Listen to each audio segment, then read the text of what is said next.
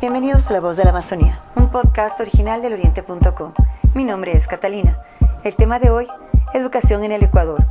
Nuestra invitada Alegría Crespo Cordobés es PhD en Ciencias de la Educación, máster en Educación y licenciada en Comunicación. Actualmente es vicerrectora del Colegio Johannes Klempner y profesora en la Maestría de Educación en la Universidad CEP. Ha sido profesora en destacadas universidades del país. Fundadora de Educar con Alegría, autora de libros Creatividad y Educación y En el Bosque de los Eucaliptos. Bienvenida, Alegría, a La Voz de la Amazonía. Empecemos con este Gracias, entrevista. querida Catalina, qué gusto realmente estar aquí contigo compartiendo este espacio. Ale, ¿cuál es el nivel de la educación a nivel nacional? ¿Cuál es el nivel? El nivel.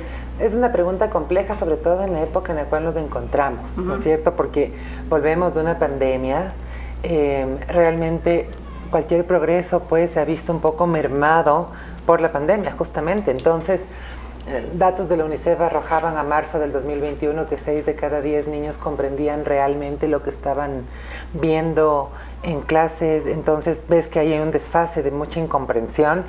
Hemos llegado a una presencialidad relativa con miras ya a volver totalmente máximo a enero con una presencialidad obligatoria, y eso va a determinar un mayor nivel, un mayor desarrollo. Pero por lo pronto sí ha habido un decaimiento, por supuesto, en cuanto a ciertas lagunas académicas, lagunas cognitivas.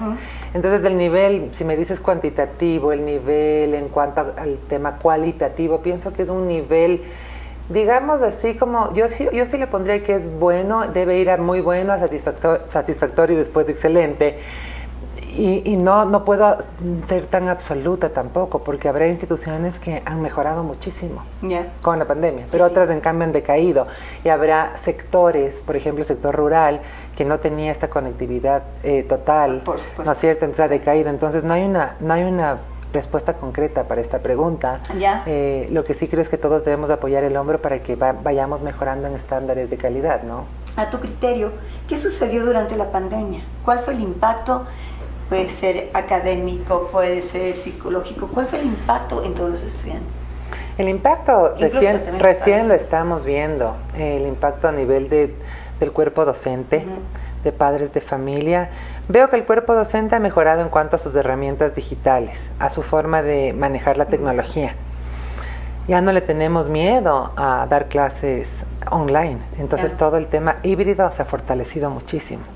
También creo que ha sido un momento muy desafiante para los docentes, agotador en cuanto a intentar suplir o cubrir las necesidades de los niños, de sus estudiantes, a través de control remoto, ¿no? Vía control remoto. Por otro lado, los padres de familia se han dado cuenta realmente cuál es la tarea o la función del profesor y del docente teniendo en casa a sus hijos. Claro. Y por un lado hemos tenido padres que han apoyado, y otros padres que también de alguna manera la impaciencia les ha ganado, ¿no? Entonces ves de todo. Creo que el tema de la sobreprotección es visible, es decir, tenemos padres que no quieren que sus hijos vuelvan a siquiera sentir angustia, porque sí estamos muy sensibles post-pandemia y no podemos negarlo, y seguimos en una pandemia. O sea, entonces sí ves padres mucho más fracturados, más frágiles, con matrimonios posiblemente que no han funcionado, crisis económicas, crisis humanas, crisis de salud. Y también padres más comprometidos. La familia volvió a ser el núcleo de la educación que no estaba haciendo. Y en cuanto a los estudiantes, por supuesto, se ven estragos psicológicos en cuanto a las secuelas que ha dejado la pandemia, en cuanto a la socialización, establecer vínculos socioafectivos sanos, ¿no es cierto? Entonces, te digo, recién estamos viendo el impacto, posiblemente. Esto tomará posiblemente algunos años de investigación post-pandemia, de cómo vamos afrontando. Mientras más chiquitos o más jóvenes, digamos así, los niños, pues menos estragos. Pero, por ejemplo, para un adolescente sí ha habido mucha más incidencia de depresión, de ansiedad, ¿no es cierto? Porque está en una plena etapa de desarrollo que los pares son lo más importante. Entonces, nuevamente hay que ver el caso, la clase socioeconómica, la educación que se brinda, la situación familiar, para poder determinar realmente los estragos post-pandemia. ¿Cuál crees tú que es el nivel de educación que existe en la Amazonía? A ver, por un lado creo que hay un nivel de educación mucho más auténtico, autóctono y basado en unas raíces culturales fantásticas.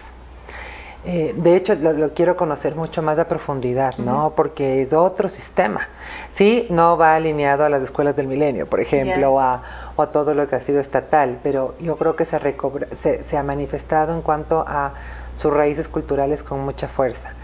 Ahora, si bien es cierto, la conectividad donde llegue ya va a colonizar cualquier pensamiento, entonces definitivamente pues en aquellas zonas con conectividad se puede estandarizar un aprendizaje.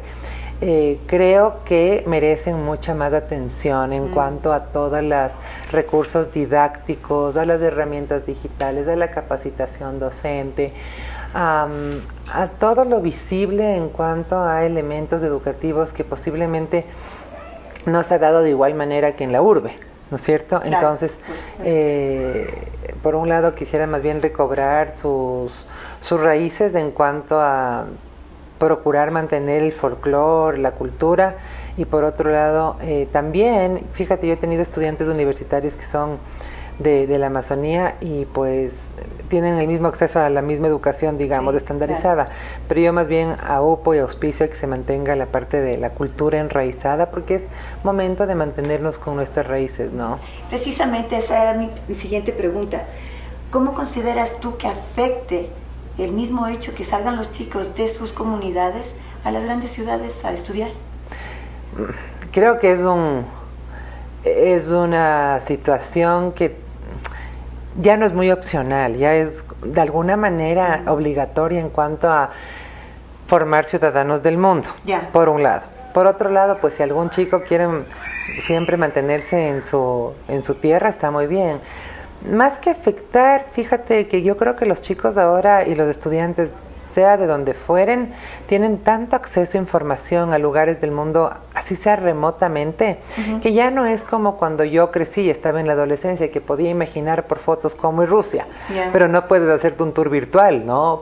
¿Me explico? Entonces, hoy en día ya hay esta apertura muy grande donde los chicos tienen amigos, tienen gente que conocen virtualmente, pasean en 3 dimensiones por ciudades del mundo. Entonces, más que afectar, creo que es de alguna manera una obligación hoy en día convertirnos en ciudadanos del mundo, ¿no? Al salir a la ciudad, y por tanto, pues, sí estar muy conscientes como comunidad para sostener este crecimiento de los chicos, ¿no? Hacia el mundo.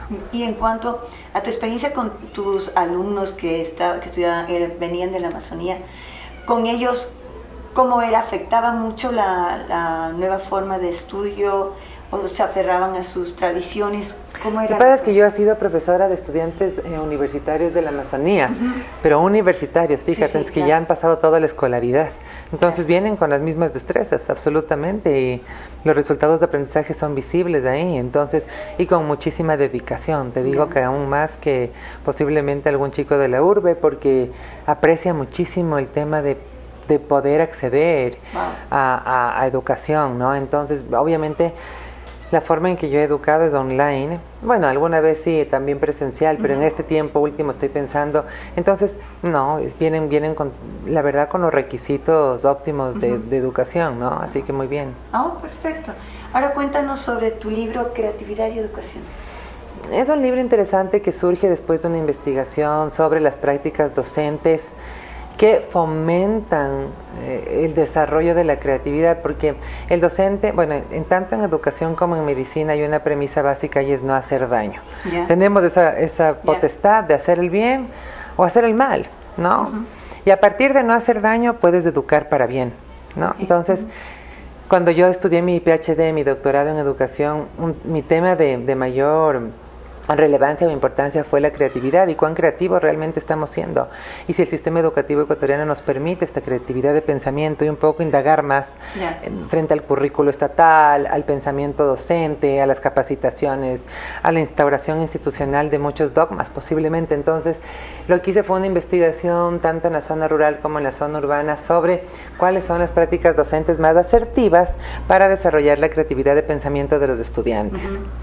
Y entonces el docente sí tiene incorporado lo que es creatividad, pero posiblemente el currículo no le permite ser muy creativo porque debe cumplir permanentemente ciertos parámetros. Entonces es interesante este libro porque en esta investigación que fue muy linda, fue en el 2000, la culminé en el 2017 y ahí pues nace mi libro Creatividad y Educación, prácticas docentes para fomentar la creatividad en el aula. Me di cuenta cómo todos nacemos creativos, docentes, educandos también, pero se va cortando a medida que va pasando la vida, porque tienes que calzar en una sociedad y pertenecer a un status quo. Y eso va mermando tu originalidad, tu autenticidad, tu espontaneidad, ¿no? Porque le temes al fracaso, cuando el fracaso es la mejor muestra de que algo estás haciendo bien, porque aprendes. Entonces surge de ahí este libro que sí, básicamente es lindo porque tiene datos estadísticos cuantitativos que realmente reflejan cuál es el pensamiento docente y cómo se pretende instaurar la creatividad en el aula, ¿no? Y miras a tener un currículo más creativo. Ale, me acaba de llamar la atención algo que me acabas de decir sobre el fracaso. Y precisamente el fracaso es la mejor forma de aprender. Ahora, culturalmente tenemos visto que el fracaso es mal visto, entonces, y no es eso. Entonces me acaba de hacer un clic, que precisamente no es eso. No, y porque nos han enseñado eso durante toda la vida. O sea, si haces una pregunta porque no comprendiste algo, posiblemente un docente te hacía sentir mal al frente de todos tus estudiantes. Claro. Y entonces asociamos fracaso con algo negativo, cuando el fracaso es simplemente, equivocarnos un poco para realmente tomar el sendero o el camino correcto. Y el éxito se construye solamente habiéndote equivocado previamente, hasta conseguir a través de ensayo, error, el objetivo que buscabas. Entonces es súper interesante ya pues darnos cuenta y manifestar que el ser humano viene acá a aprender, ¿no? Y ese perfeccionismo obsesivo daña a una sociedad. Porque no permite al ser humano ser lo que es. Y la mejor manera de aprender es equivocándote. Y tú mismo vas asumiendo ciertas lecciones y creciendo como persona. Por supuesto, dices, ya no me quiero volver a equivocar porque se siente mal, ¿no? Pero lo aprendes de gran manera. Entonces, el fracaso debe ser visto como una oportunidad. Cuando lo equiparemos a eso, estaremos del otro lado. Claro, totalmente. ¿Cómo nació la idea de crear el portal Educar con Alegría? Nació la idea porque la educación es una profesión súper generosa. Y en el 2014, 15, viajé a Colombia a dar unas conferencias y me preguntaban por ahí que cómo me encuentran, me acuerdo. Ya son, fíjate, casi 7 años, ¿no? Y entonces yo pensé, ¿cómo me encuentran? Claro, con este pensamiento todavía un poco análogo, no pensaba en lo digital tanto, y dije, no, pues hay que aquí dar una apertura, una puerta, que se fomente una interacción con aquellas personas que están interesadas en lo que me interesa a mí, básicamente, ¿no? Y ahí pues combiné mi nombre, que es Alegría, con educación, educar con alegría, y pues lo que procuro hacer es plasmar pensamientos pedagógicos de vanguardia, mis actividades relacionadas a la profesión, y ha sido muy bonito porque me dio una puerta para llegar a muchas personas, tanto en el ámbito empresarial como educativo, sobre capacitaciones motivacionales, de liderazgo, de creatividad, de todo lo que es el tema emocional, ya te había dicho esto, de padres de familia, docentes, y ha sido muy rico porque vas plasmando ciertas acciones que sirven para el resto, ¿no? Así que básicamente es eso. Interrelacionando tu propia experiencia con la experiencia de los demás, que es por supuesto. Ale, ¿cuáles son para ti los parámetros básicos de la educación? A ver, es que es una pregunta súper amplia. Yo creo que la educación se constituye sobre ejes, puede ser, ¿no? Entonces está, y obviamente sobre los aspectos del desarrollo, entonces está el aspecto cognitivo, que es fundamental, toda la parte académica, de conocimiento, de sapiencia, que ha variado notablemente porque ahora todo el conocimiento está a través de un clic. Lo que debemos de hacer es orientar a los chicos cómo encontrar avaladamente algo de valía real. Después está este aspecto cognitivo, académico, de rigor, de disciplina, es fantástico y es fundamental. Por otro lado, el aspecto socioemocional, porque una persona, hablando de la neuroeducación, tiene que estar motivada, emotivamente bien, estable psicológicamente para poder aprender. Sin esto no hay un entorno de aprendizaje real, no hay cerebro con miedo que aprenda, no hay cerebro asustado que aprenda. Entonces, cuando lleguemos a ese real consenso, pues podremos tener grandes aprendices. La parte física, todo lo que es sensorio-motor, no podemos dejar de lado tampoco. Somos entes que tenemos este empaque, que es nuestro cuerpo, y al cual debemos darle la suficiente importancia, porque es nuestra forma de comunicación y de expresión, ¿no es cierto? Entonces, va de acuerdo a los ejes fundamentales del desarrollo, también los ejes transversales, y a partir de esto sí va, por ejemplo, todo el tema, por supuesto, de las materias fuertes de impacto cognitivas, pero más que nunca creatividad, innovación, educación física, ¿no es cierto? Amor propio, por ejemplo, todo lo que es amarnos a nosotros mismos en una sociedad que requiere habilidades blandas. Requiere habilidades blandas, porque el resto te hace una máquina, por pero supuesto, sentir, abrazar, conversar, escucha activa, trabajo en equipo, liderazgo, eso solo lo hace una persona, un ser humano. Entonces hay que fomentar este perfil de salida que es distinto al que se fomentaba hace 10 o 5 años. Ahora es un perfil de salida mucho más holístico, multidisciplinario, preparado para la globalización, preparado para el roce social y en cuanto a bienestar humano y a enfrentar crisis y a resolución de problemas. O sea, buscamos otro tipo de perfil de salida. Entonces, tomando en cuenta estos aspectos, por ahí se me puede estar saltando alguno, por supuesto se necesita un pensamiento crítico, un desarrollo lógico del pensamiento, creativo, pero sobre ejes fundamentales, cognitivo, socioemocional, kinestésico o de cuerpo, ¿no es cierto? Y a partir de eso, artístico, todo lo que es innovación, ¿no es cierto? Imaginación, pues ya podrás tener un perfil de salida idóneo. Y con todo esto, ¿cuál es el papel de los padres de familia y el papel de los maestros ahora? Debemos recordar permanentemente que la formación viene de casa, la formación per se viene de casa. Tú no puedes delegar eso a un colegio. No puedes delegar eso, la parte de apoyo académica, de sustento, de conocimiento sí viene de la escuela, por supuesto, pero el padre y la madre serán padre y madre toda la vida, ¿no es cierto? Entonces, de ese rol no nos podemos deslindar como padres. El docente tiene una función sustancial que es hacer entender y sentir al chico que él cree en su estudiante y que él es capaz de todo y que estás apostando por ese estudiante y que le estás dando herramientas. Pero finalmente un estudiante pasará por tu aula durante un año lectivo y siendo padre y madre serás padre y madre toda la vida. Formación, valores, ese es un eje sustancial de la educación, los valores, ¿sí? Que no se lo puede pasar desapercibido más aún en una época de mucha permisividad, de que todo está permitido, de que tampoco, a ver, hay límites para todo y si no ponemos límites, los problemas vienen por falta de límites. Y cuando tú pones límites, procuras obrar de una manera consecuente. Claro. Entonces, eso te enseñan los padres siendo ejemplo también. Entonces, formación, padres, seguimiento académico, ¿no es cierto?, de fortalecimiento de destrezas de escuela. Si separamos así las cosas, pues haremos una triangulación importante pro bienestar del niño, ¿no?, del estudiante. ¿Cómo crees que sea a partir de hoy la educación en el país? Yo creo que hay muchos aprendizajes y todavía falta mucho por pulir. Espero que sea transformacional. Espero que sea así. Espero que todos puedan volver a la presencialidad, que haya cupos para todos los niños, que haya real énfasis en la revalorización docente. Creo que el docente merece un puesto mucho más importante, protagónico y respetable al máximo. Creo que va a ser híbrida en gran parte, es decir, vamos a beneficiarnos de las bondades de la educación online y también combinarlas con las bondades de la educación presencial. Entonces yo creería que sí podemos tener un